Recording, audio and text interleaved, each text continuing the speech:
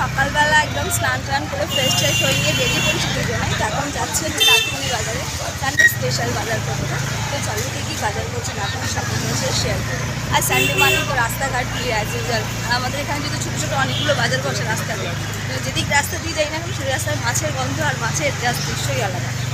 কেমন আছো সবাই? আশা করি সবাই খুব ভালো আছো, আমিও ভালো আছি। Welcome to Suri's blog. তো একদম হাজব্যান্ডকে সঙ্গে করে বগল দাওয়ায় নিয়ে চলে পড়লাম বাজার করতে। তো আজকে রবিবার মানেই হচ্ছে বাজারের সম্ভার। তো বাজারে গিয়েই চোখে পড়ে গেল নানা রকম মাছ। নানা রকম মাছ তো আজকে নেবার নেই, তো নেব হচ্ছে একরকম মাছ বা দুরকম মাছ। তো চলো আজকে একরকমই মাছ নেওয়া যাক। তো এখান থেকে নিয়ে নিলাম হচ্ছে বেশ বড় বড় সাইজের দেখে গলদা চিংড়ি। আর গলদা চিংড়ি কান্নাই খেতে ভালো লাগে বলো। চিংড়ি নেওয়া কমপ্লিট। এবার বড়মশাই বললো তাহলে চলো চিকেন নেবে না মাটন নেবে? বললাম না, অনেক দিন মাটন হয়নি, আজকে একটু জমিয়ে মাটন খাওয়াই যাক। ব্যাস মাটনের দোকানে গিয়ে লাইন দিয়ে দিল উনি, আর আমি সাইডে দাঁড়িয়ে অপেক্ষা করছি কতক্ষণে মাটনটা দেবে আর বাড়ি যাব। আর ওই পারে যে লাইনটা দেখালাম ওটা হচ্ছে দ্য ফেমাস হচ্ছে মদনের পরোটার দোকান। মানে সানডেতে যেন খাসির মাংসর দোকানে ওনার দোকানে যেন লাইনে কম্পিটিশান চলে। তো শুধু তো মাছ মাংস নিলে হবে না, কিছু সবজিও নিতে হবে। তো তার জন্য এখান থেকে নিলাম হচ্ছে পালং শাক, আর নিলাম হচ্ছে কুমড়ো আর বেগুন। আর এই যে বড়মশাইয়ের বাজার করে গরম লেগে গেছে, তখন দুগুণনে অগত্যা এখন আখের রস খেতে হবে, আর গরমে বেরোলে তো আখের রস চাই। বাজার করা কমপ্লিট, এবার বাড়ি যাচ্ছি। আর আকাশে গরম মেঘ করেছে, মনে হয় বৃষ্টি নামবে করছে। হচ্ছে যে গলদা চিংড়ি, তো ছোটোটা এখন কেটে পরিষ্কার করবো। বসিয়ে দিয়েছি এখানে চচ্চড়ির জন্য। চচ্চড়ি আমারটা করে চচ্চড়িটা বসে দিই। চচ্চড়িটা একটু নিরামিষ করছি, কোনো মাছ বা মাছের তেল কিছুই দিচ্ছি না। আর এদিকে হচ্ছে মাটনটাও ম্যারিনেশন করে রাখা হয়ে গেছে, চিংড়ি মাছটাও ধুয়ে পরিষ্কার করা হয়েছে। এটা পালং শাক কাটা হয়ে গেছে, এই যে নিচে আলাদা করে নারকেল করে দিয়েছে। আর এখনও সবজিপত্র কাটাকুটি বাকি রয়েছে, কিন্তু বেলা হয়ে গেছে জন্য একসাথেই সব কিছু করতে হচ্ছে। বেঁধে গেছে দুটো, আর এখনও আমার রান্না কমপ্লিট হয়নি। এখনও চিংড়ি মাছের মালাইটা জাস্ট নামাবো, এখনও মাটনটা করা বাকি। আর এই গরমে আমার অবস্থা দেখো। মানে সানডেটা এলে মানে রান্নার যেন তোড়জোড় লেগে পড়ে, কত রকমের রান্না। তাও আজকে 3টে পদেই সমাপ্ত হচ্ছে। ভাত আর হচ্ছে চচ্চড়ি নিরামিষ করলাম, আর চিংড়ি মাছের মালাইকারি, আর মাটনের একদম লাল লাল ঝোল। যেহেতু নববর্ষের দিন আমি ছিলাম না, তো নববর্ষের দিন তো মাটন টাটন সেভাবে খাওয়া হয়নি। মা ওই ঘরে ফ্রাইড রাইস আর চিকেন কষা করে ছোটো হিসাবে চলে। আজকে তো নববর্ষের মাসের আজকে প্রথম সানডে, তো আজকে নববর্ষটা সেলিব্রেট করা যায়, তো মাটন তো হতেই হবে। তার জন্য মেনু হয়েছে মাটন। তো এখনও গরমে আমার আজকে অতিরিক্ত যেন গরমটা পড়েছে, এতটাই কষ্ট হচ্ছে না, আমি কী বলবো। হয়ে গেছে। আর এই যে হচ্ছে চচ্চড়ি, আর এটা হচ্ছে চিংড়ি মাছের মালাইকারি, আর এই যে এখন ঢোকারে হচ্ছে মাটন, একদম লাল লাল করে ঝাল ঝাল করে। Good evening everyone. তো আজকে যেহেতু সানডে মানে ফান্ডে, তখন সন্ধ্যাবেলা রেডি হয়ে নিয়েছি আমরা তিনজনে। তো যাবো হচ্ছে কোথায় ভাবি?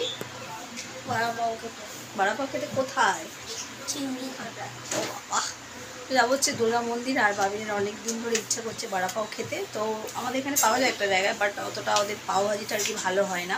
তো সেই জন্য এখন আমরা যাবো হচ্ছে দুর্গা মন্দির। আর চিংড়িঘাটায় দেখা যাক কোথায় পাও ভাজি খাওয়া হবে। চলো ভয় বাই বেটা বাই।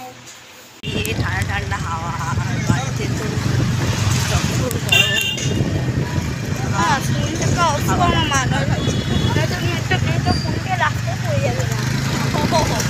আমার ছেলে বলছে মাম্মা ফোনটাকে শক্ত করে ধরে রাখো, ফোনটা তোমার রাস্তায় পড়ে যাবে। আমাকে নিয়ে সারাক্ষণ কত চিন্তা করে দেখছো এখন। হ্যাঁ, তো আমরা চলে এসেছি দুর্গা মন্দিরে, হয়ে গেছে। ফুলগুলো বেশ সুন্দর হয়েছে না? তখন এসেছিলাম তখন ছোটো ছোটো ছিল গাছগুলো। বলছি তো সানফ্লাওয়ার। সানফ্লাওয়ার।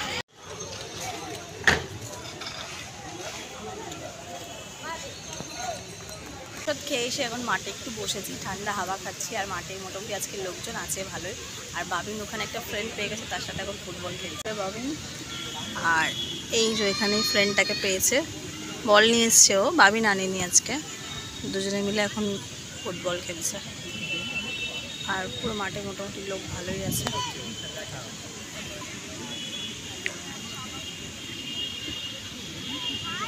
ছেলে ছেলের মতন ফ্রেন্ড পেয়ে গেছে, খেলছে। বাবা বাবার মতন, বাবার কল এসে গেছে, বাবা কথা বলছে, আর আমি বাইরে বেরিয়ে। কি মা জল খাবে? বল খেলে কি হারে ঘেমেছে, মানে গা দিয়ে লিটারালি জল বেরোচ্ছে, দেখতে পাচ্ছ? এইভাবে কেউ খেলে বাবিন? ঘেমে এত ভিজে যায়? হ্যাঁ দেখি মুছো। কি অবস্থা, মানে খেলা পেলে আর কিছু চাই না। 9টা বেজে গেছে ঘড়িতে, আর বাবিন এখনো খেলেই চলেছে। মানে তাকে যদি না বলা হয় বাড়ি যাওয়ার কথা, সে যাবেই না। এই বাড়ি যাবে কি না, চলো, 9:30 বাজছে। সে বলছে না এখনো যাবো না, আরেকটু খেলে। বিন্দু মাত্র ইচ্ছা নেই। রাত মাঠ ফাঁকা হয়ে গেছে মোটামুটি, এবার বেরি করে দেবে, গেট বন্ধ করবে এবার। বাট তার এখনও খেলা চলছে। আবার টিমে 2জন মেম্বার অ্যাড হয়েছে, এই যে তারা 2জন। সেই বাড়া পাও খাবে, সেটাও ভুলে গেছে খেলার ধুনকিতে। পুরো ঘেমে চান একবারে।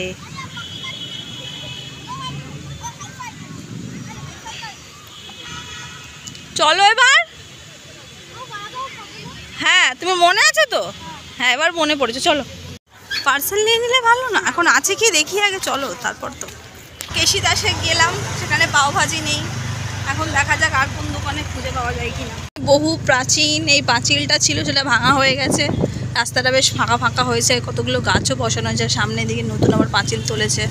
মেবি হয়তো এখানে একটা ভালো কোনো রাস্তা তৈরি করবে সেই জন্য। এই যে এইটাও, এই গেটটাও রয়েছে, এখন এইটাও হয়তো আলাদা। এটা মনে হয় আলাদা পার্ট না গো? হ্যাঁ এইটা আলাদা পার্ট, ওই জন্য এই পাঁচিলটা রয়েছে, ওইটা আলাদা পার্ট ছিল।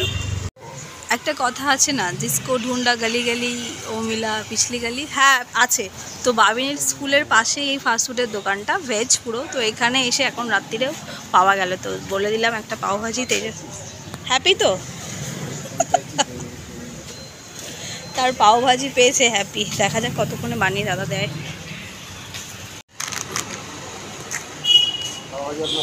হয়ে গেছে, রেডি করে দিন।